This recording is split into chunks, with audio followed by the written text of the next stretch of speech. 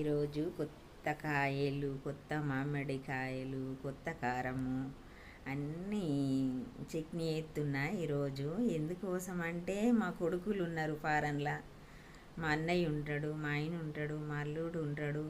అందరి కోసం చేస్తున్నా, అందరి కోసం, అల్లుళ్ళ కోసం, అందరి కోసం. టేస్ట్ ఎట్లుందో మరి తిని చూసి చెప్పుండి. మీరు తింటారా? నేను టేస్ట్ చేయాలా? చూడండి, బాగుందా?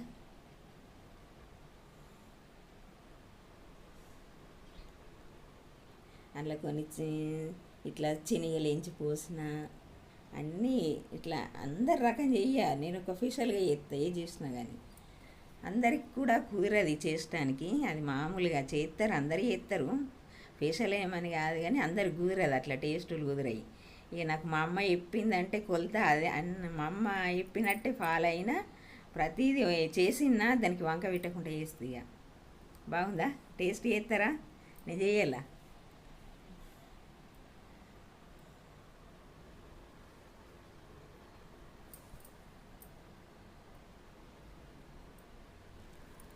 బాగుందా?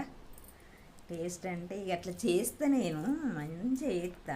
ఏ చట్నీ చేసినా కానీ దానికి వంక పెట్టకుండా చేస్తా. నిమ్మకాయ చట్నీ అయినా, మామిడికాయ చట్నీ, సప్పటి తొక్కు, ఇసురుగాయలు, గరగాయలు అన్ని చట్నీలు మంచిగా చేస్తా నేను. బాగుందా? ఇక టేస్ట్ మరి చూస్తున్నా, నేనే చూస్తున్నా. మళ్ళీ మా వాళ్ళ దాకా పోయేదాకా నాకే పానం ఆగుతలేదు ఇక. అందుకే నేనే టేస్ట్ చేస్తున్నా మరి ఎట్లుందని. ఇక